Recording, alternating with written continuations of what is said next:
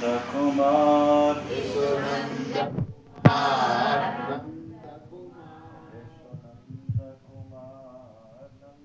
Kumar, Mana Mana Mandire, Rahari Chiri, Krishna Radharani, Shri Krishna Mandire, Rahari Chiri, Krishna Radharani, Shri Krishna Murari,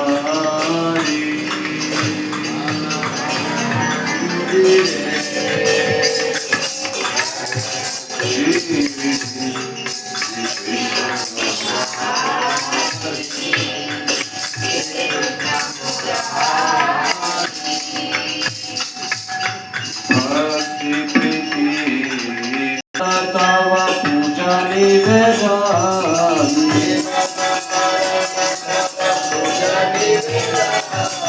Sundara He Manahari,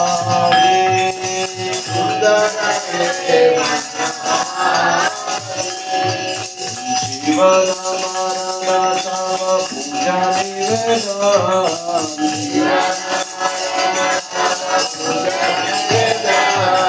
Sundara He Manahari,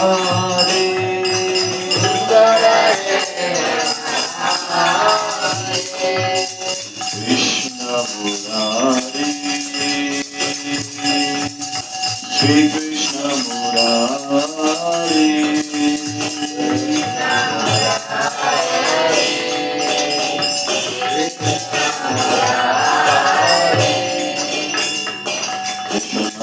Nanda Kumar, Nanda Kumar, Nanda Kumar, Nanda Kumar, Prema Pradeep Arati Kumar, Prema Pradeep Arati Kumar, Krishna Murari,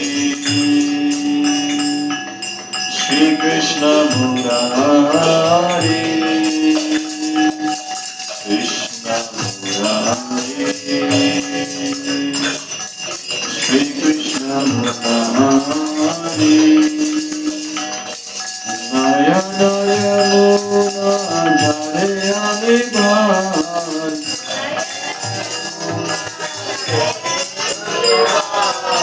Nayana Yamuna Dhare Amiban,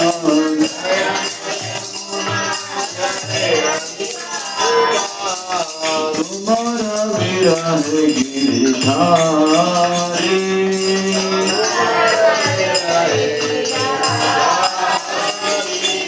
Tumhara Virah Giridhari,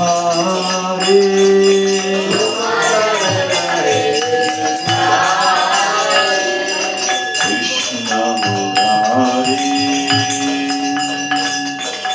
Shri Krishna Murari,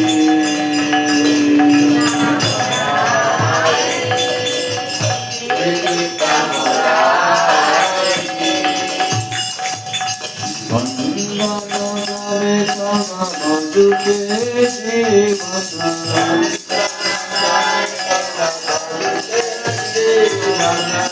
Vandana Sama Madhuke Jivana,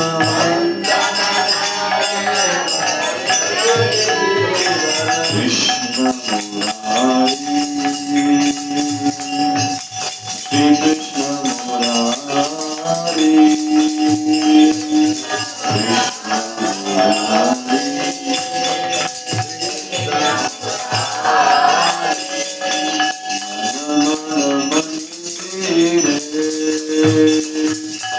Radharani Shri Krishna Murari, Shri Krishna Murari.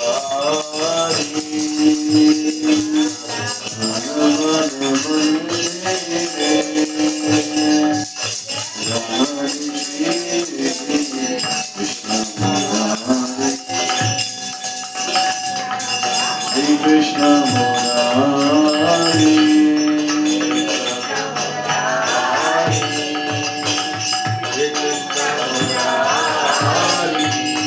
Bhakti Priti Mala Chandan,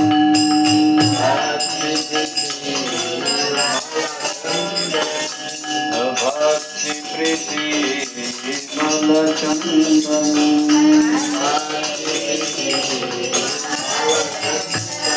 Tumi Niyo Niyo Chitanandan, Tumi Niyo Niyo Chitanandan, Krishna Murari, Shri Krishna Murari, Krishna Murari, Shri Krishna Murari, Krishna Murari, Shri Krishna Murari.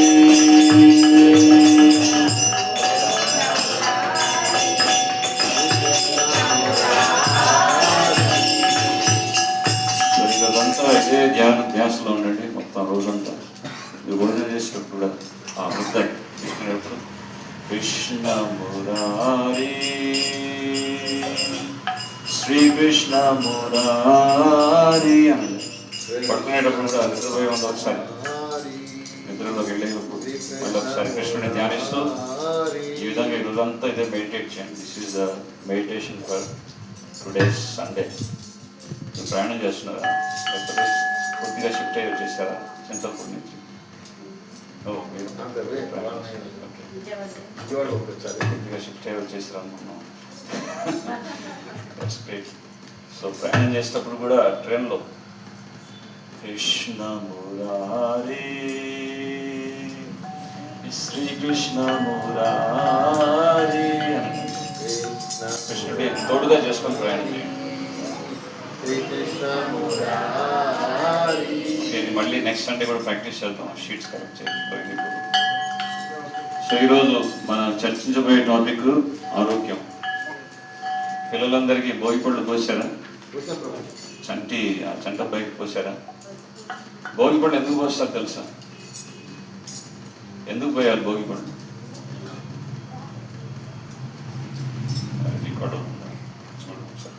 Bhogi పళ్ళు ఎందుకు పోస్తారు? Okay, ఎందుకు? నేను అడిగిన ప్రశ్న ఏంటి? భోగి పళ్ళు ఎందుకు పోస్తారు? పిల్లల యొక్క భవిష్యత్తులో వాళ్ళకి ఎటువంటి అనారోగ్య బాధలు కలగకుండా, ఓకే, వాళ్ళ ఆరోగ్యాన్ని దృష్టిలో పెట్టుకొని వారికి మంచి ఆరోగ్యం కావాలని చెప్పేసి భగవంతుని వేడుకుంటూ ఈ ఉత్తరాయణ పుణ్యకాలంలో రేగి పళ్ళు, చెరుకుగడలు, అలా అన్ని ధాన్యములతో కలిపి ఆ విధంగా దాన్ని వాళ్ళ నెత్తి మీద, వాళ్ళ శిరస్సు మీద దాన్ని అభిషేకంలాగా చేస్తూ ఆ విధంగా వాళ్ళ ఆరోగ్యాన్ని ఆశిస్తూ ఆ విధంగా చేస్తూ. సో ఏంటి కనెక్షన్? దేనికి ఆరోగ్యానికి ఏంటి కనెక్షన్? కర్తాల్సిన దాంట్లో పెట్టేసారు. దానికి ఆరోగ్యానికి కనెక్షన్ ఏంటి? అది మూఢంగా చేస్తున్నావా, లేకపోతే మన పెద్దలు చెప్పినటువంటి విధానమేనా? పరంపర విధానంలో ఉన్నటువంటి విధానం ఏంటి కనెక్షన్ ఏంటి? ఆరోగ్యం ఎలా ఉంటుంది, బాగుంటుంది దానివల్ల?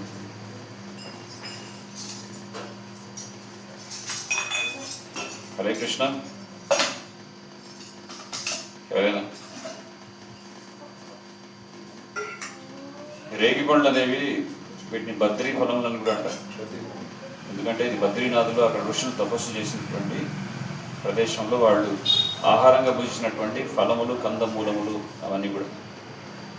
సో ఆ విధంగా ఈ పండ్లు, చెరుకుగడలు ఇవన్నీ కూడా, పూలు, తర్వాత ధాన్యాలు ఇవన్నీ కలిపి వీటన్నిటిలో ప్రాణం ఉంటుంది. మనకు ప్రాణం కావాలంటే వీటిని భుజించాలి. వీటిలో ప్రాణశక్తి ఉంటుంది. నీటిలో ఉందా ప్రాణశక్తి? ధాన్యాల్లో ఉందా ప్రాణశక్తి? సో ఫలములలో ఉందా ప్రాణశక్తి? వీటన్నిటిలో ప్రాణశక్తి ఉంటుంది. సో వీటిని భగవంతుడు కల్పించి ఆ విధంగా వాళ్ళకి ఈ విధంగా చేయడం వల్ల వాళ్ళ ఆయువు అనేది పెరుగుతుంది. ఆ విధంగా కనెక్షన్ ఉంది. విగ్రహాన్ని మందిరంలో ప్రతిష్ఠించాలనే కానీ ప్రాణి ప్రతిష్ఠ చేసేటప్పుడు అదొక పద్ధతి ప్రకారం చేస్తారు. ఎలా అంటే విగ్రహాల్ని స్థాపితుల దగ్గర నుంచి తీసుకొచ్చి, అంటే స్థాపితులు అంటే ఎవరైతే శిల్పాన్ని చెక్కుతారో వారి దగ్గర నుంచి తీసుకొని వచ్చి తర్వాత వాటిని నవధాన్యాల్లో పెడతారు. కొంత సమయంలో నీటిలో ఉంచుతారు, కొంత సమయంలో నవధాన్యాల్లో ఉంచుతారు.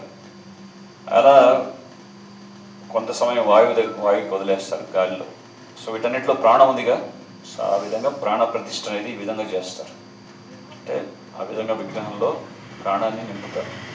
అంతకంటే ముఖ్యమైనది వేద మంత్రాలతో భగవంతుడి యొక్క నామస్మరణతో భగవంతుడిని ఆహ్వానిస్తారు. అది చాలా ముఖ్యమైనటువంటి అంశం ఏది ప్రాణ ప్రతిష్టలో. సో ఈ విధంగా కనెక్షన్ ఉంది. ఏది కూడా మనం మూఢంగా చేయట్లేదు. దీన్ని అనుకున్నటువంటి ఆంతర్యం అది. భోగి పండ్లు పోస్తున్నామంటే దాన్ని అనుకున్నటువంటి ఆంతర్యం అది. సో ఈరోజు మనం చర్చించబోయే టాపిక్ కూడా ఆరోగ్యం, హెల్త్. ఆరోగ్యము మహాభాగ్యం. సో ఇందులో కొన్ని పాటించినవి ఉన్నాయి, కొన్ని పాటించనివి ఉన్నాయి. కానీ మనం తెలుసుకుంటే అవి పాటించనివి ఏవైతే ఉంటాయో అవి పాటించడానికి మనం దాన్ని ప్రయత్నం చేస్తాం. కనీసం వాటిని స్మరణలోకి పెట్టుకోలేదు అనుకోండి, మర్చిపోతాం. ఆ విధంగా జీవితం గడిచిపోతుంది.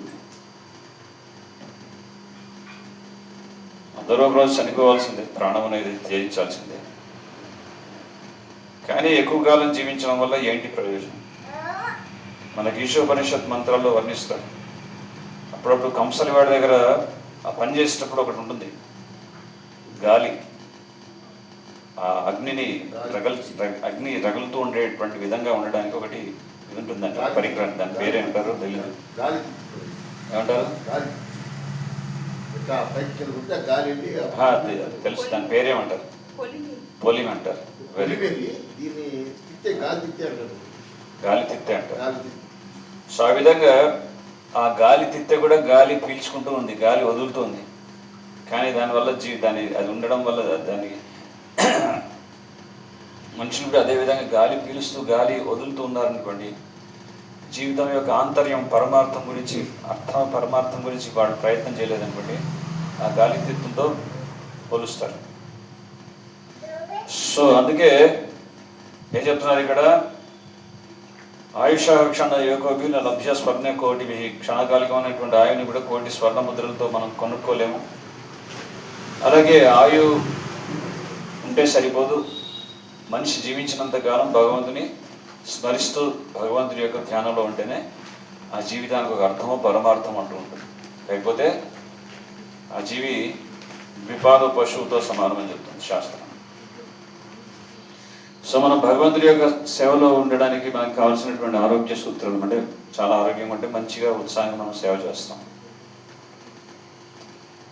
మొదటి సూత్రం, ఉదయాన్నే లేవడం. Early to bed and early to rise makes a man healthy and vice.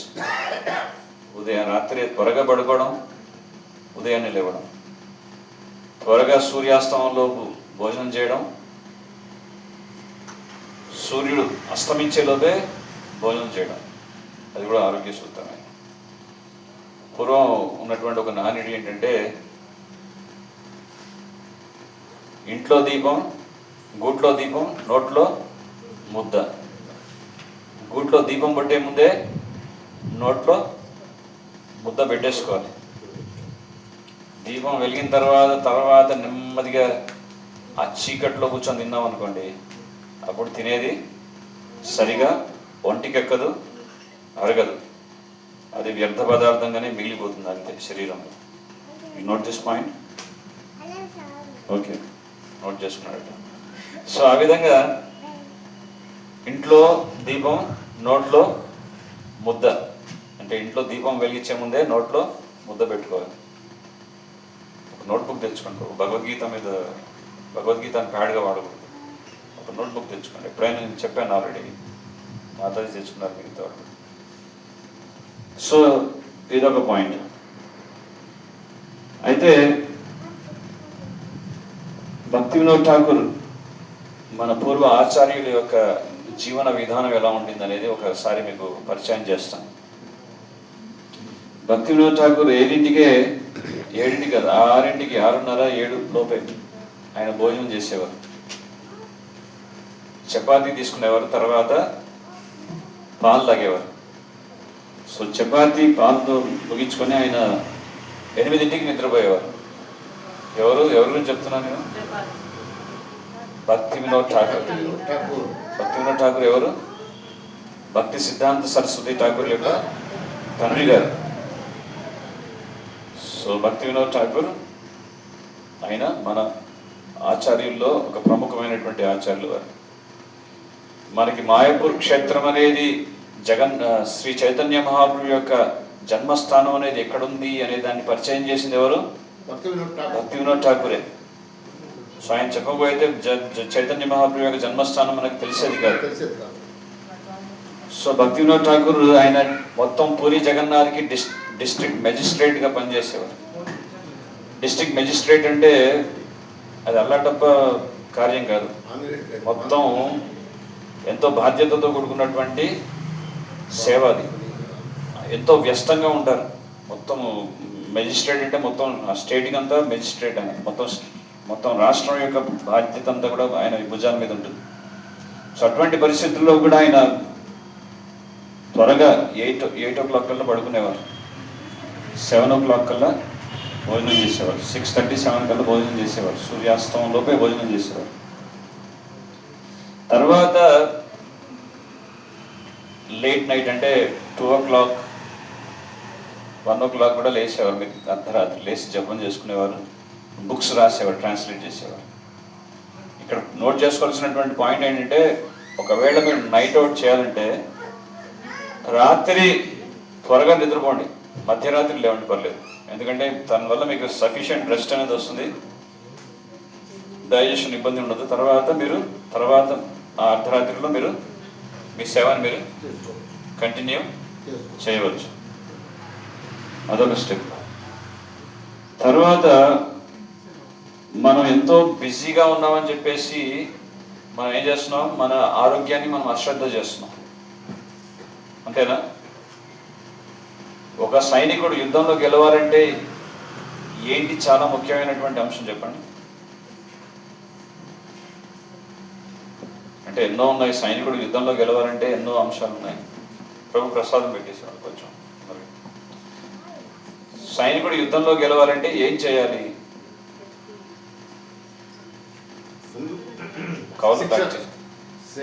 అభ్యాసం, ఆ యొక్క ట్రైనింగ్ కోర్స్ చేయాలి. శిక్షణ.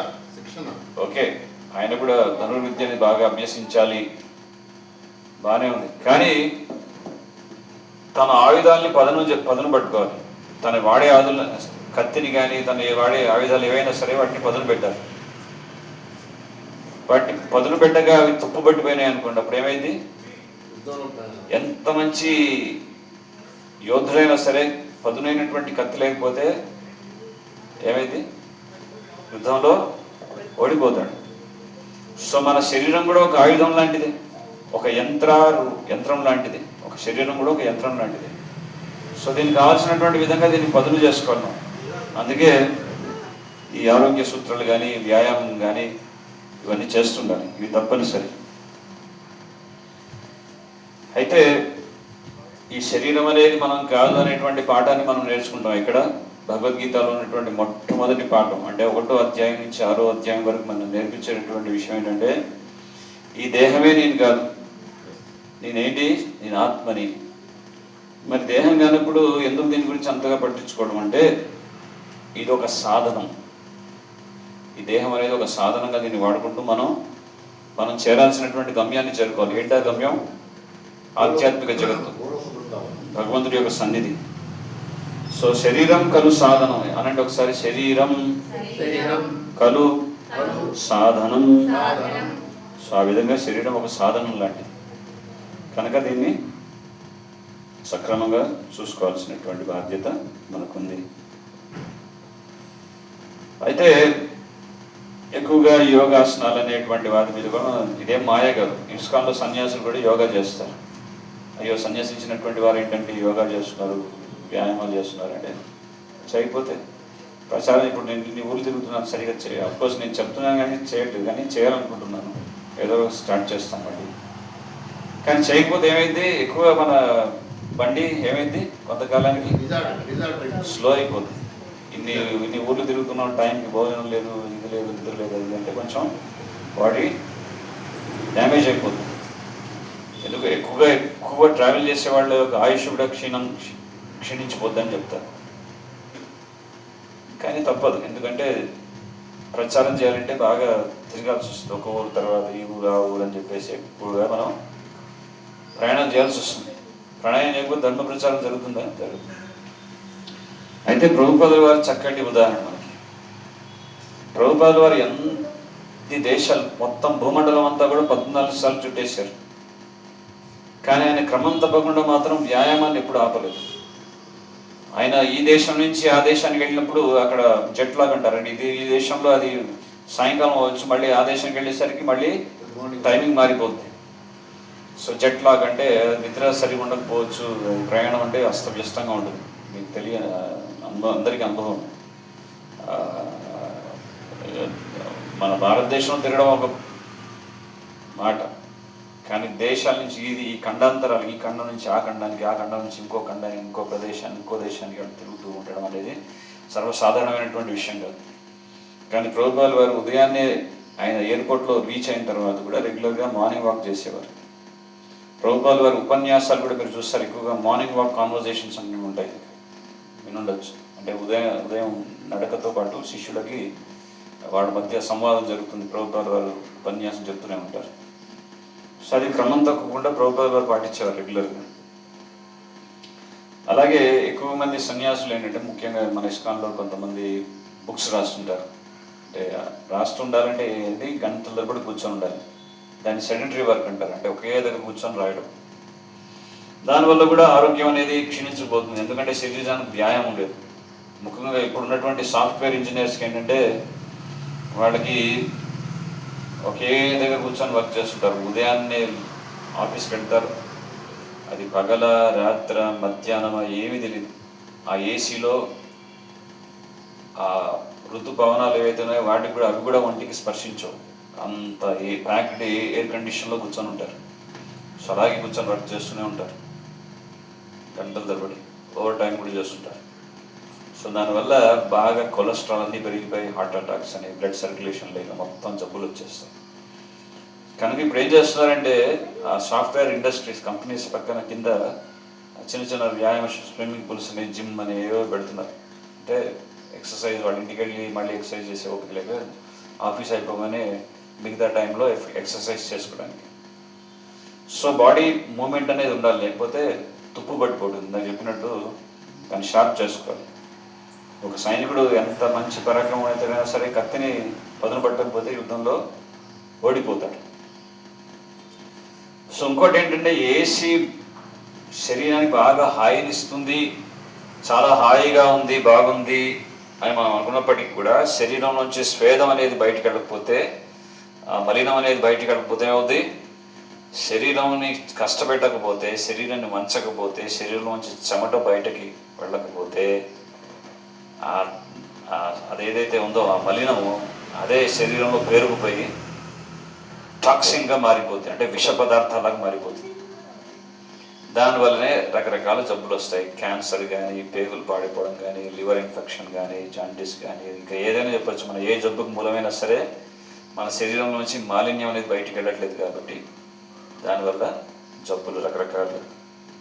అందుకే డీటాక్సికేషన్ అంటారు.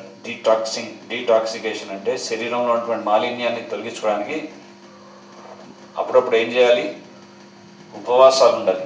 అంటే ఉపవాసం, ఒక ఏకాదశి ఉపవాసం అందుకు చేస్తున్నాం కదా. ఏకాదశి అనేటువంటి ఉపదేశం కనీసం మనకి ఉన్నటువంటి వైదిక పద్ధతుల్లో మనకు పెద్దలు ఇచ్చినటువంటి పూర్వీకులు ఇచ్చినటువంటి పద్ధతులు పాటిస్తే చాలు, మన ఆరోగ్యం బాగుంటుంది. మనం అది పాటించకపోవడం చేతనే మనకి అన్ని అనారోగ్యానికి కారకం అన్నమాట. సో ఏకాదశి వ్రతం కానీ, ప్రత్యేకమైనటువంటి విశేషమైనటువంటి తిథిలో కొంచెం రెస్ట్ ఇవ్వాలి కడుపుకి.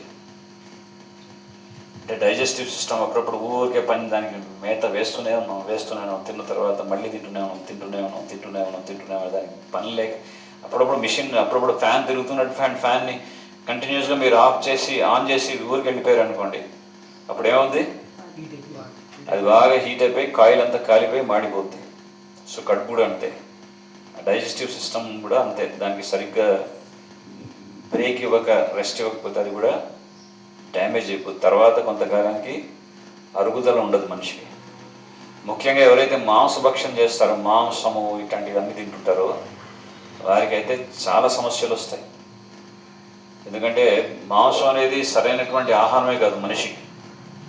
అది తినడం వల్ల దానివల్ల అదంతా అది అరగక మొత్తం కడుపులోనే ఉండిపోయి బయటికి వెళ్ళక లోపల అరగక అలాగే విషంలాగా మారిపోయి అన్నీ జబ్బులకి కారణమవుతాయి.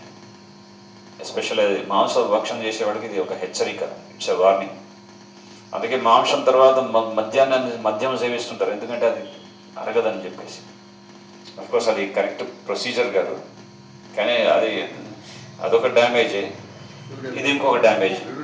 అంటే రెండు డ్యామేజ్లు కలిపి మొత్తం లివోసిస్ అనే జబ్బులు వస్తుంటాయి అన్నమాట. మొత్తం లివర్ అంతా పాడిపోయి, మద్యం సేవించడం వల్ల, ఆల్కహాల్ వల్ల లివర్ అంతా పాడిపోయి మొత్తం అన్ని అవయవాలన్నీ డ్యామేజ్ అయిపోతాయి. అప్పుడు దేనికి శరీరం అనేది ఇంకా దేనికి పని చేయకుండా ఉండిపోతుంది. సో ఈ విషయాన్ని అర్థం చేసుకోక దీన్ని సమర్థించుకుంటుంటారు. మాంసం తింటే బాగా ప్రోటీన్ అండి, ప్రోటీన్ ఎనర్జీ అండి. ఏం ప్రోటీన్? ప్రోటీన్ కాదు మీకు. ఫస్ట్ ఆఫ్ ఆల్ అది బయటికి వెళ్ళదు, లోపల మింగారండి. ఆల్కహాల్ సేవించడం వల్ల లివర్ అంతా డ్యామేజ్ అయిపోతుంది. లివోసిస్ అనేటువంటి జబ్బుకి మూలం ఆల్కహాల్. దాన్ని సమర్థించుకోవడానికి ఎన్నో చెప్తారు.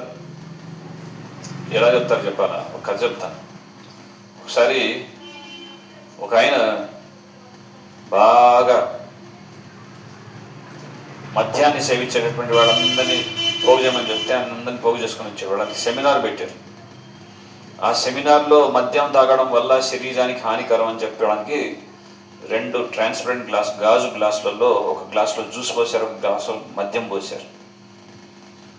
ఒక గ్లాసులో మద్యం అంటే జ్యూస్ పోసినటువంటి గ్లాసులో ఒక బటర్ఫ్లై మొదలుపెట్టారు. ఆ బటర్ఫ్లై ఏం చేసి జ్యూస్ చప్పరించి బయటికి వెళ్ళిపోయింది, ఎగిరింది. ఇంకో గ్లాసులో మద్యం బాగా స్ట్రాంగ్గా ఉంటుంది కదా, ఆ మద్యంలో బటర్ఫ్లైని వేస్తే మాడిపోయి కాలిపోయింది. అప్పుడు అడిగారు, చూసారా దీనివల్ల మీకు ఏమర్థం అవుతుందని అడిగారు. అప్పుడు మద్యం తాగే వాళ్ళు ఏమని చెప్పారంటే, మనం మద్యం సేవించడం వల్ల మన శరీరంలో క్రిములన్నీ చచ్చిపోతాయి, మనం ఆరోగ్యంగా ఉంటాం అని చెప్పుకుంటూ వచ్చాడు. అంటే ఏమంటారు దానికి, సమర్థించుకోవడం అంటారు. అంటే కుంటి సాగులు చెప్పుకుంటుంటారు. చేసేటటువంటి పని వెధవ పని అయినా సరే దాన్ని సమర్థించుకోవడానికి కుంటి సాకులు చెప్తుంటారు. దీన్నే కుంటి సాకు అంటారు. ఎందుకది? మద్యం తాగడం వల్ల మొత్తం క్రిములు చావడం కాదు, కడుపులో ఉన్నటువంటి పేగులన్నీ మాడిపోతాయి. ఆ విషయం అర్థం చేసుకోరు, కానీ సమర్థించుకుంటుంటారు. మనిషి పుట్టినప్పటి నుంచి ఆఖరికి తుది శ్వాస వరకు ఆయన అంటే from birth to death till he reach his graveyard, ఉయ్యాల్లో వేసినప్పటి నుంచి to the cradle to the grave, తనకు ఉన్నటువంటి టాలెంట్స్ని పూర్తిగా వాడుకోకుండానే చనిపోతాడు. ఎందుకు? ఆరోగ్యం బాగోలేకపోవడం. భగవంతుడు ప్రతి ఒక్కరికి టాలెంట్ ఇచ్చాడు. కొందరు చక్కగా పాడగలరు, కొందరు ఏ వంట చేసినా అది అమృతంలాగా వంట చేయగలరు, ఆ స్కిల్ ఉంది. కొందరు మంచి ప్రవచనాలు చెప్పగలరు, కొంచెం బాగా సంగీతం పాడగలరు, కొంతమంది మంచి స్పోర్ట్స్ ఆడగలరు. కానీ వాళ్ళకి ఇచ్చినటువంటి స్కిల్స్ ఏవైతే ఉన్నాయో, వాళ్ళకి ఇచ్చినటువంటి నైపుణ్యాలు ఏవైతే ఉన్నాయో వాడకుండానే చనిపోతారు. ఎందుకు? ఆరోగ్యం అనేది దెబ్బతినడం వల్ల. అంటే నేను అనడం కాదు, కానీ మాతాజీ ఇప్పుడు గుర్తు చేయడం కరెక్ట్ కాదు. కానీ వారి అబ్బాయి ఎంత మంచి మ్యూజిషియన్, మొత్తం సినీ ఫీల్డ్లో ఆయన చాలా ఫేమస్. ఇది మంచి స్కిల్ ఉంది, భగవంతుడు ఇచ్చినట్టు గాడ్ గిఫ్టెడ్. బట్ టాలెంట్ అనేది లేదు.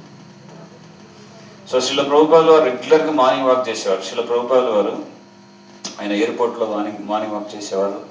ఒకసారి ఒక రిపోర్టర్ వచ్చి ప్రభుపాదుల వారిని అడిగారు, మీ ఆరోగ్యం యొక్క రహస్యం ఏంటి అని. అందరు ఎక్స్పెక్ట్ చేశారు భక్తులు. కృష్ణ భక్తి చేస్తున్నటువంటి కారణం చేత భగవంతుడి యొక్క అనుగ్రహం వల్ల నేను ఆరోగ్యంగా ఉన్నానని చెప్తానటువంటి సమాధానం వస్తుందని అనుకున్నారు, ఎక్స్పెక్ట్ చేశారు. అఫ్కోర్స్ కృష్ణుడి యొక్క అనుగ్రహం ఉంది కూడా. కృష్ణుడు God helps those who help themself, అంటే మనం చూసుకున్నప్పుడు భగవంతుడు మనల్ని సంరక్షిస్తాడు. ప్రభుపాల్ గారు ఏం చేశారంటే మార్నింగ్ వాక్, ఆయన ఏం చెప్పారంటే ప్రెస్ రిపోర్టర్కి 3 విషయాలు చెప్పారు. Regular morning walk, regular body massage and ayurvedic medicine. ఈ 3 విషయాలు చెప్పారు. ఏంటి? మార్నింగ్ వాక్, తర్వాత బాడీ మసాజ్, తర్వాత ఆయుర్వేదిక్ మెడిసిన్. ఆలోపతి కాదు. ఆలోపతి మెడిసిన్ యొక్క లక్షణం ఏంటో తెలుసా? Killer at burn the house. ఇంట్లో ఎలుక దూరింది, సో ఎలుక దూరిందని చెప్పేసి ఎలుకను తరమగొట్టడానికి ఏం చేశాడు? ఇంటికి నిప్పు పెట్టాడు. సో ఆలోపతి ఔషధం అంటే అలా పనిచేస్తుంది, మొత్తం బాడీని డ్యామేజ్ చేస్తుంది. కానీ ఇప్పుడు ఉన్నటువంటి పరిస్థితుల్లో ఉన్న కెమికల్స్ అవి మింగుతున్నారు కాబట్టి దాంతోపాటు ఇది కూడా మింగుతున్నారు, అంతేనా? కానీ సరైనటువంటి ఆహారం తీసుకున్నట్లయితే ఆహారమే ఔషధంగా పనిచేసేది. ఆయుర్వేదం అంటే ఏంటి? ఆకులు, మూలికలు, వనమూలికలు, వనస్పతులు, ఆహారంలో మార్పులు. ఇదే ఆయుర్వేదం. మన జీవన విధానాన్ని నేర్పిస్తుంది ఆయుర్వేదం, జీవన శైలినే నేర్పిస్తుంది ఆయుర్వేదం. సో ఈ విధంగా మనకి గో ఆధారితంగా ఉండేటటువంటి ఔషధాలు ఉన్నాయి. పంచగవ్యం అంటాం. పంచగవ్యంలో ఉన్నటువంటి ముఖ్యమైనటువంటి పదార్థం ఏంటో తెలుసా? గోమూత్రం. ఎంతమందికి తెలుసు? ఒకప్పుడు పెద్దలు, గుళ్ళో పురోహితులు కానీ, పండితులు కానీ, విద్వాంసులు కానీ ఆవు పాలు అనేది లభించకపోయినా గోమూత్రాన్ని ప్రతిరోజు ఉదయాన్నే పడిగడుపున సేవించేవారు. గోమూత్రంలో ఏంటి ఆ విశేషం అంటే ఎంతో ఔషధీయ లక్షణాలు ఉంటుంది గోమూత్రం. గోవుకు ఉన్నటువంటి నూపురానికి ఒక నాడి కనెక్ట్ అయి ఉంటుంది. ఆ నాడిని సూర్యకేతు నాడి అంటారు. ఏమంటారు? సూర్యకేతు నాడి. ఆ సూర్యకేతు నాడి నుంచి సూర్యరశ్మిని ఉన్నటువంటి కాస్మోస్ నుంచి, మొత్తం విశ్వం నుంచి ఉన్నటువంటి శక్తిని అది పుంజుకొని చక్కగా ఔషధీయ లక్షణాలతో ఉన్నటువంటి మూత్రాన్ని అది అందజేస్తుంది. అది సేవించడం వల్ల ఫస్ట్ థింగ్ ఏంటంటే రోగ నిరోధక శక్తి పెరుగుతుంది. మన దగ్గర ఉంది డిస్టిల్డ్ కౌ యూరిన్ అంటారు. డిస్టిల్డ్ అంటే ఏంటి? ఎటువంటి రసాయన బాగా హై టెంపరేచర్లో బాగా హీట్ చేస్తారు ఆ గోమూత్రాన్ని. ఎంత హీట్ చేస్తారంటే అది హీట్ అయిపోయిన తర్వాత దాని ఆవిరిగా వస్తుంది ఒక్కొక్క బొట్టు, దాన్ని సేకరిస్తారు. దాన్నే డిస్టిల్డ్ అంటారు. అది మీరు 50 సంవత్సరాలు పెట్టినా అది పాడవదు. ఇంకెంత పాతదైతే ఇంకా అంత మంచిది అది ఆరోగ్యానికి. అది ఎక్స్పైరీ ఉండదు దానికి. సో దాంతో క్యాన్సర్ లాంటి భయంకరమైనటువంటి జబ్బులు కూడా నయం అవుతాయి. నయం చేశారు కూడా. క్యాన్సర్ పేషెంట్లు అందరినీ పిలిచి గోమూత్రం తాగించారు అంతే. ఏం లేదు ట్రీట్మెంట్, మందు లేదు, మాకు లేదు, ఏం లేదు, జస్ట్ గోమూత్రం అంతే. క్యాన్సర్ లాంటి భయంకరమైనటువంటి జబ్బులు కూడా నయం చేయగలిగింది గోమూత్రం. సో దీన్నే పంచగవ్యం అంటారు. ఆవు నెయ్యి, ఆవు పాలు, ఆవు పెరుగు, ఆవు మూత్రం. సో ఈ విధంగా పంచగవ్యం. ముఖ్యంగా ఆవు నెయ్యి. మహాభారతంలో సహదేవుడు, ముఖ్యంగా నకుల సహదేవులకి బాధ్యత ఇచ్చింది ఏంటంటే పశువు సంరక్షణ. అక్కడ ఉన్నటువంటి యుద్ధక్షేత్రంలో ఉన్నటువంటి గుర్రాలకి, ఏనుగులకి, మిగతా వాటన్నిటికీ వాటి గురించి బాగా నకులుడికి, సహదేవుడికి మంచి అవగాహన. ముఖ్యంగా సహదేవుడికి గోవుల మీద మంచి అవగాహన ఉంది. ఆయన ఏం చేశాడంటే కురుక్షేత్ర యుద్ధం జరిగేటప్పుడు అక్కడ ఎప్పుడైతే వేళ్ళు, చేతులు తెగిపోయి పడిపోయి ఉంటారు, అవయవాలు అనేవి కటకాలతో ఛేదించబడి ముక్కలు అయిపోయి ఉంటాయి, తెగిపోయి ఉంటాయో, తెగిపోయి పనిచేయలేనటువంటి పరిస్థితుల్లో ఉన్నటువంటి వారికి కట్లు కట్టేవాడు. ఆ కట్లు కట్టేటప్పుడు ఆయన వాడినటువంటి ఔషధం ఏంటంటే చక్కటి ఆవు యొక్క నెయ్యిని తీసుకొని అందులో వనమూలికలన్నింటినీ కలిపి దాన్ని బాగా మరిగించి దాన్ని ఒక లేపనంగా తయారు చేసి దాన్ని బాగా చక్కగా అద్ది దాన్ని కట్టుబెట్టేవారు. మళ్ళీ ఉదయాన్నే లేవగానే వాళ్ళు యుద్ధానికి రెడీ అయిపోయేవారు. అంత ఫాస్ట్గా హీల్ అయిపోయారు. సో అలా ఉండేది వైద్య విధానం. పంచగవ్యంతో ఉండేటటువంటి వైద్య విధానం అలా ఉండేది. సో ఈ విధంగా ఆరోగ్య సూత్రాన్ని మనం పాటించాలి. ముఖ్యంగా ఆహారం విషయంలో మనం జాగ్రత్త వహించాలి. ఆహార శుద్ధ చిత్తశుద్ధి అంటే ఆహారం వల్ల మనస్సు అనేది, మనోభావం అనేది ఆహారం తినేటటువంటి ఆహారం మీద ఆధారపడి ఉంటుంది. మనస్సు శుద్ధమైనటువంటి ఆహారం తినకపోతే మనస్సు కూడా అపవిత్రమైనటువంటి ఆలోచనలు వస్తాయి, తమో గుణాన్ని ప్రేరేపించేటటువంటి ఆలోచనలు వస్తాయి. ఎందుకంటే ఆహారంతో కనెక్ట్ అయి ఉంది మనస్సు. అందుకే ఏమంటున్నారు ఆయుర్వేదంలో అనండి, ఆహార శుద్ధ చిత్తశుద్ధి. అంటే ఆహారం పవిత్రమైనటువంటి ఆహారం అయితే చైతన్యం అనేది పవిత్రం అవుతుంది.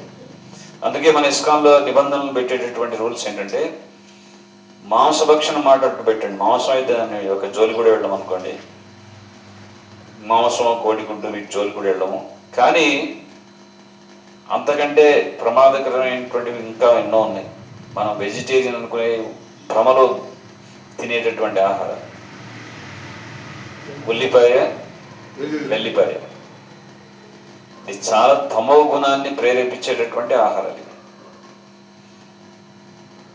ఎయిర్ ఫోర్స్ డిపార్ట్మెంట్లో పనిచేసే వారికి ఇప్పటికీ మీరు వెళ్ళి కనుక్కుంటే వాళ్ళకి, పైలట్స్కి ఆనియన్ కానీ గార్లిక్ కానీ వెల్లిపాయ కానీ వేసి వండి పెట్టరు. ఎందుకంటే పైలట్ ఎలా ఉండాలి, చాలా శాంతంగా, కూల్, అలర్ట్గా ఉండాలి, అప్రమత్తంగా ఉండాలి. కొంచెం అటు ఇటు ఏంటంటే మొత్తం ఆయన వెనక ఉన్నటువంటి ప్రయాణికులందరూ కూడా ఫినిష్ స్పాట్లో. ఎందుకంటే అన్నిటికంటే అన్ని ప్రయాణాల్లో కల్లా చాలా రిస్కీ ఏంటంటే ఎయిర్ బై ఎయిర్. అక్కడే క్రాష్ అయిపోతే గాలిని కలిసిపోతారు. అందుకే వీళ్ళకి ఆనియన్ గార్లిక్ ఇవ్వరు. సో ఆనియన్ గార్లిక్ వల్ల మనసు తామసికం అయిపోతుంది. అది తమగుణం. ఒకప్పుడు ఉల్లి వెల్లిపాయ మన మంచి రాజ్యంలో పండించేవారు కాదు. ఎవరైతే నేరగాడు ఉంటారో, పాపిస్ట్ వాడు ఉంటారో వాళ్ళని ఊరి నుంచి బహిష్కరించేవాడు. అప్పుడు వాళ్ళు ఊరి నుంచి బహిష్కరిస్తే, ఆ రాజ్యం నుంచి బహిష్కరిస్తే వాళ్ళు వెళ్ళి ఎక్కడ బస చేసేవారు, శ్మశానంలో, శ్మశాన వాటికలో బస చేసేవారు. సో అక్కడ శవాల మధ్యలో పండినటువంటి పంట ఉల్లిగడ్డ, వల్లిగడ్డ. సరే, తమో గుణానికి ప్రతీక. మరి టీ కాఫీ ఎందుకు తాగకూడదు? అది కూడా ఎడిక్షన్. అది ఎడిక్షన్ అంటే మనని బానిసలుగా చేస్తుంది. జస్ట్ లైక్ ఫర్ ఎగ్జాంపుల్, మీరు పప్పన్నం తిన్నారనుకోండి, ఆ రోజు మీకు పప్పన్నం పెట్టకపోతే నెక్స్ట్ టైం మళ్ళీ మీరు కూర కలుపుకొని తింటారు, లేకపోతే పచ్చి పులుసు కలుపుకొని తింటారు. మీరేం ఎడిక్ట్ అవ్వరు దానికి. కానీ టీ అనే దాంట్లో నికోటిన్ ఉంటుంది. ఈవెన్ సిగరెట్, కాల్చే సిగరెట్లో కూడా నికోటిన్ ఉంటుంది. అది స్లో పాయిజన్. సో దానివల్ల మనిషి ఎడిక్ట్ అయిపోతాడు. కాఫీలో కెఫిన్ అనేటువంటి విష పదార్థం ఉంటుంది. అది కూడా ఎడిక్షన్, అంటే మనల్ని బానిస చేస్తుంది. సో అందుకే బాగా టీ కాఫీకి అలవాటు పడ్డటువంటి వాళ్ళు ఉదయాన్నే లేచి టీ తాగకపోతే వాళ్ళ బండి ముందుకు సాగదు. అంతేనా? బండి ముందుకు సాగుతుంటే ఎన్నో రీజన్స్ చెప్పుకోవచ్చు. ఫస్ట్ థింగ్, బాత్రూమ్ వెళ్ళలేదు, ఆ జారుడు పడితేనే అప్పుడు కింద నుంచి రిలీవ్ అవుతుంది అనమాట వాళ్ళకి, లేకపోతే అవ్వదు. ఎడిక్షన్ అది. తర్వాత ఇంకొకటి ఏంటంటే సమస్య ఏం చెప్తారంటే, అయ్యో ఈరోజు టీ తాగలేదు, నా తల పేలిపోతుంది, తల వస్తుంది, నాకు ఛాయ్ కావాలి, ఛాయ్ ఛాయ్ ఛాయ్.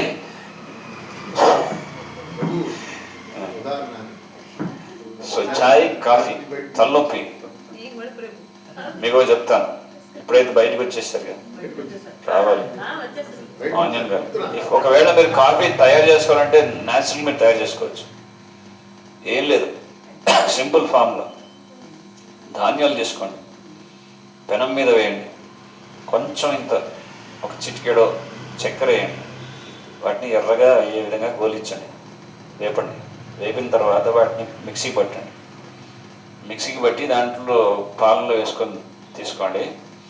అసలు బ్రూ కాఫీ కాదు, అది ఏ కాఫీ కంటే కూడా అద్రిపోయేటటువంటి కాఫీ అది. అది ధనియాలు. ట్రై చేయండి, అసలు ఏ కాఫీ పనిచేయదు మీకు, అంత టేస్టీగా ఉంటుంది. అది దాంట్లో కెఫిన్ ఉండదు.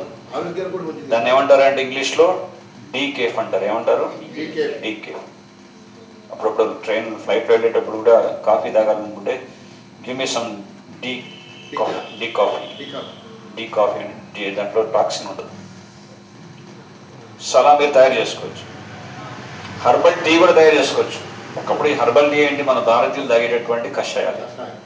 దాంట్లో అర్జున వృక్షం యొక్క బెరడు, లవంగాలు, ఇలాచి, ఈ సొంటి, మిరియాలు, రకరకాల పదార్థాలన్నీ కలిపి ఎంత ఘాటుగా తయారు చేస్తారంటే తాగితే ఈ చలికాలం మొత్తం కఫం అంతా కరిగిపోవాల్సింది కడుపులో.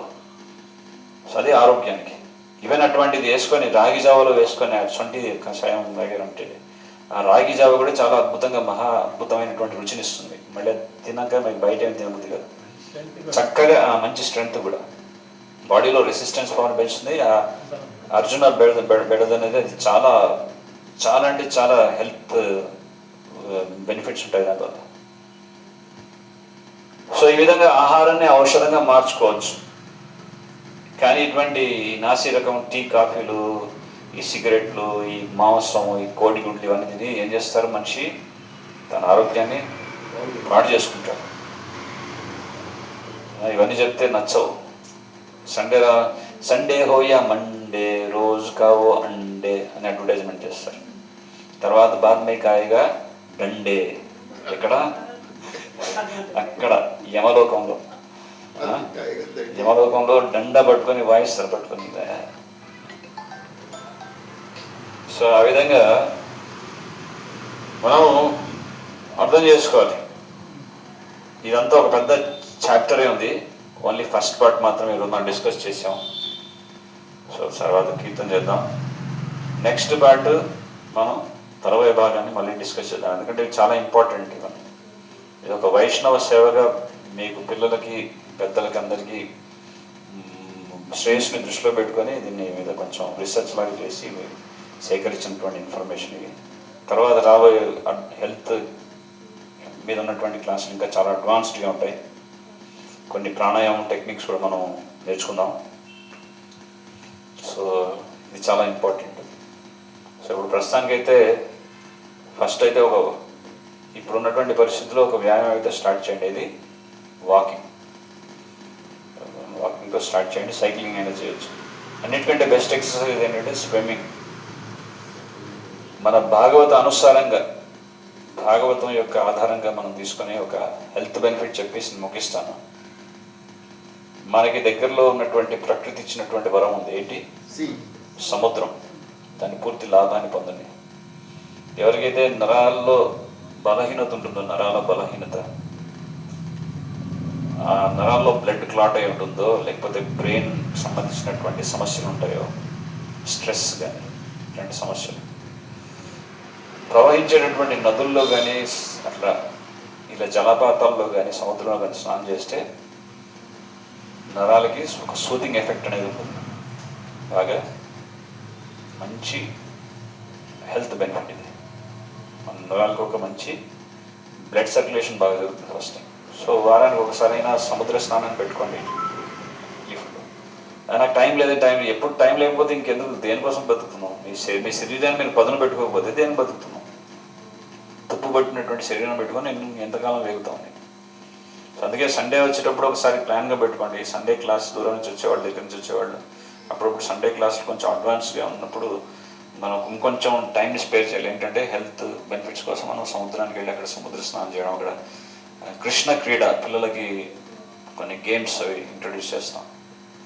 బాగుంటుంది. సముద్రం దగ్గర చేసే యాక్టివిటీస్ అవి సపరేట్గా ఉంటాయి. అవి కూడా మనం ఇంట్రడ్యూస్ చేస్తాం రాబోయే కాలంలో. So Sunday is a holiday కాదు, సండే ఈజ్ ఏ హాలిడే. మీకు ఏ పనులు ఉన్నా అన్ని పక్క పెట్టేసి ముందే చేసేసుకోండి. Saturday super Saturday. కూరగాయలు తెచ్చుకోవాలా, సూపర్ మార్కెట్కి వెళ్ళాలా, డిమార్ట్కి వెళ్ళాలా, లేకపోతే ఇంకే మార్ట్కి వెళ్ళాలా, అన్ని సాటర్డే ముగించుకోండి. సండే మాత్రం give the time for your self. నేను బాగా బిజీగా ఉన్నాను, బిజీ.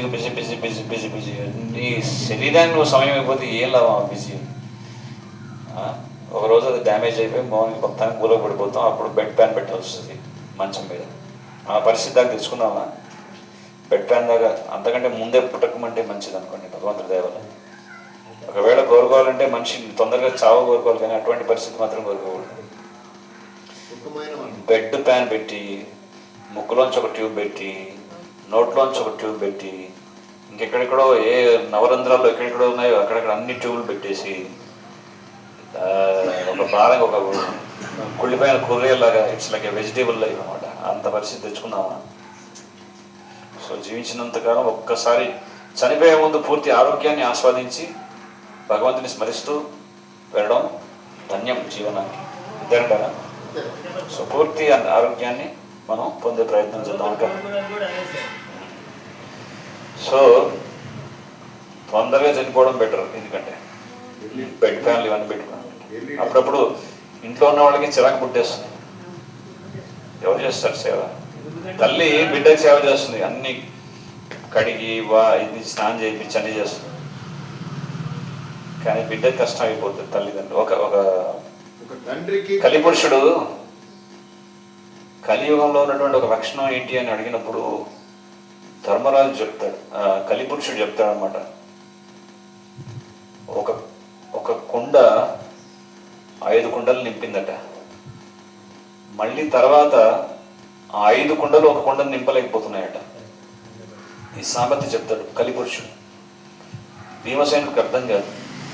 సో ఈ ప్రశ్న తీసుకెళ్లి ధర్మరాజు దగ్గర ప్రస్తావిస్తాడు. ఏంటి ఇది ఏదో వెరిగా మాట్లాడు, ఒక కుండ అంటే 5 కుండలట ఒక కుండ నింపుతుందట, ఒక కుండ 5 కుండలు నింపలేకపోతుందట. ఏంటిది అంటే అప్పుడు ధర్మరాజు బాగా ఆలోచించి నవ్వుతూ చెప్తాడు, కలియుగంలో ఉన్నటువంటి దుస్థితి అది.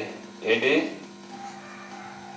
ఒక తల్లి ఒక తండ్రి మొత్తం 5 పిల్లల్ని పెంచి పెద్ద చేసి పోషిస్తారు. కానీ తర్వాత 5 కలిసేసి ఒక తల్లిదండ్రులు పోషించలేరు. ఒకరు మొహాలు చూసుకుంటారా, నువ్వు చూసుకోరా ఈరోజు నువ్వు చూసుకో, మా ఇంట్లో బిజీ లేదు నువ్వు చూసుకో, ఈ నెల ఇది ఈ నెల. ఒక పాతది ఒక మూవీ ఉంది, అమితాబ్ బచ్చన్ ఒకటి బాగా తీసేసి బాగానే మీరు చూసారా? బా మంచి అప్డేట్గా ఉంటారు. సరే అమితాబ్ బచ్చన్ అదే బాగా తీసాడు. ఎందుకంటే ఆఖరికి ఆ 4 పిల్లలు ఒక్కరు సరిగ్గా చూసుకోరు. పెంచి ఎవరినో పెంచి పెద్ద అనాథ పిల్లల్ని అనాథాశ్రమం నుంచి పెంచి పెద్ద చేస్తాడు. ఆఖరికి ఆయన చూసుకుంటాడు. అట్లా కలియుగంలో ఉన్నటువంటి పరిస్థితి. అంటే సినిమాలు కూడా ఎందుకు తీస్తారంటే అప్పుడప్పుడు బయట సమాజంలో ఉన్నటువంటి చేదు నిజాలని దాన్ని ప్రజలకి ఒక ప్రదర్శన చూపిస్తాను. అన్ని సినిమాలలో ఉండవు, కొన్ని ఉంటాయి. తాత మనోడు చూస్తారు. బడిపంతుడా? తాత మనోడు చూడండి, ఎస్పి రంగారావు, రాజ్బాబు బాలే ఉంది. తాత మనోడు అవన్నీ కరెక్ట్గా కంటికి కనపడేటటువంటి విధంగా చూపిస్తారు. అఫ్కోర్స్ ఇవన్నీ క్లాసులు చెప్పకూడదు, కానీ కొన్ని నీతి, హితోపదేశం, పంచతంత్ర, విదుర నీతి, చాణక్య నీతి, ఇవన్నీ కొన్ని ఆధారంగా ఉంటాయి, దీంతో అనుసంధానం అయి ఉంటాయి. అందుకే చెప్తున్నాను. ఎనీహౌ నెక్స్ట్ క్లాసెస్లో కూడా మనకి ఉంటాయి, హెల్త్ టిప్స్ గురించి జరుగుతుంది. సో అందరూ అటెంటివ్గా పార్టిసిపేట్ చేయండి. మనకి ఇప్పుడు చీరాల మంచి స్ట్రెంత్ ఉంటుంది. I'm very happy to be in Chirala. So Hare Krishna. జై శ్రీల ప్రభుపాద్ కి, అనంత కోటి వైష్ణవ వృందకి.